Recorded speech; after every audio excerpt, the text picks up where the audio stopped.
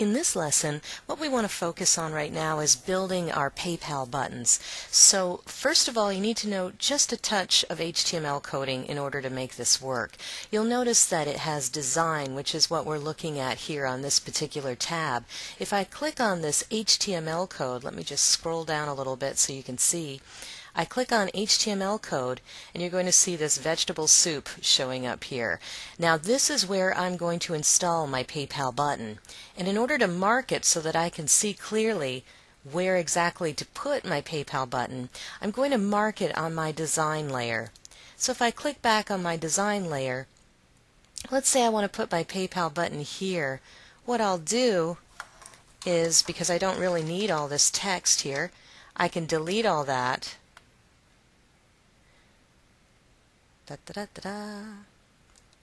And I'm going to just type in big bold letters PayPal here.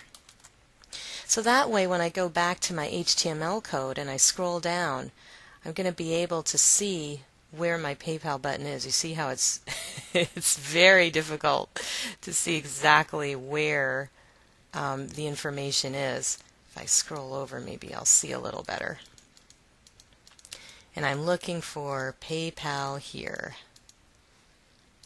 This is all the layout stuff. And while we're looking, I do want to mention that Lori Davis of Davis Virtual Assistants, she does an excellent job of teaching people how to use HTML code. And I think I spent maybe an hour and a half with her, and it was worth every penny and every minute. I learned so much from her. She puts it in English. It's not intimidating. Highly recommend it. Look on the GotClicks toolbox for a link to Lori Davis's Virtual Assistant and sign up for her classes. They're fantastic.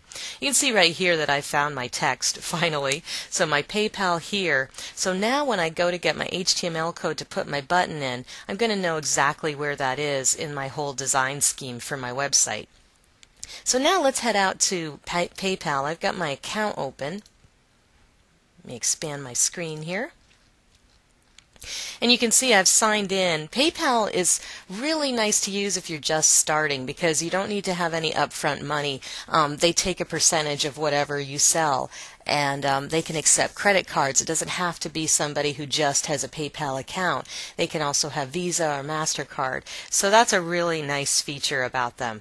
Now when you get a little bigger in your company, maybe if you're sending out 100 pieces of product a day, you may want to do a drop ship service where they produce and send it for you. In that case, you'll want to talk to your local bank about a merchant account, and they can set up a merchant account, and some companies will just drop ship straight from that account. So that's really nice, but just as you're starting, this is a really nice starting point with PayPal.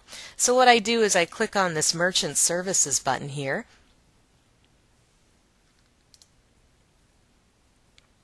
And when it opens up, it'll give me some different choices here of the buttons that I can choose. You can even do a shopping cart in here too, which is nice.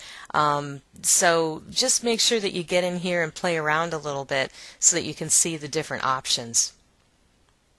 So what we're going to focus on is this Buy Now button. That's what I want to create on my website. And I'm just going to name this GotClicks Demo so I know that it's not live. You can do an ID number here and my price, and that's in US dollars. And if you know the weight of your product, you can fill this all in. That's up to you. Now you can choose your button style as well. I like to choose the button that has the Visa and MasterCard here. You can even use your own button image if you have HTML coding. Go ahead and use that image if you'd like to. The next one is button encryption.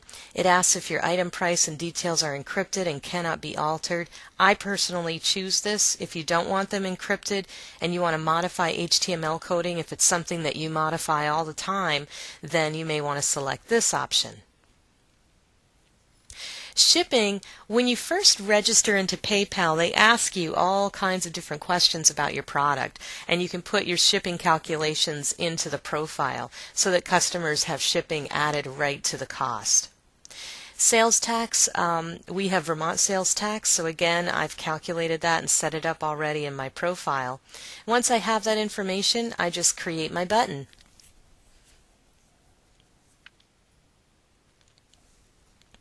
And here it is. There's the HTML code.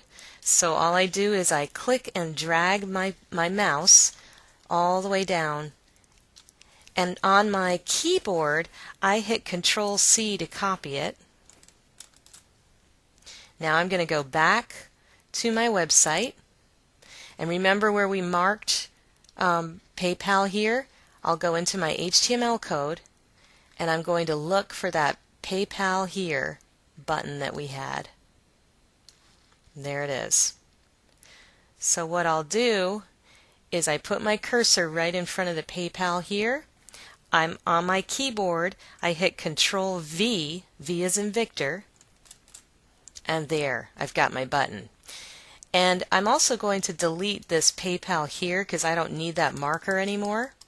So I'm just going to simply backspace and delete it. I click on Design, and it's going to look a little strange. You'll see these buttons and you'll say, oh gosh, I messed it up. That was my first reaction, but you really didn't. It's fine. So what you can do is we're going to preview this page. So I click on my preview button. Maybe I need to double click that.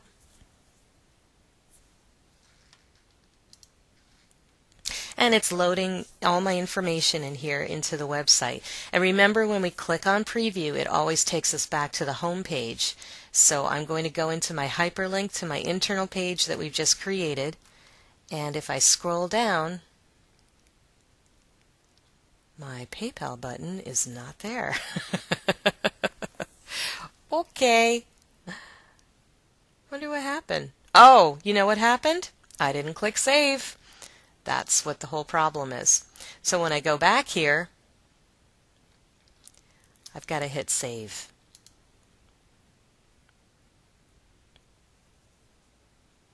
Thank goodness all the information's there. I'll click preview again.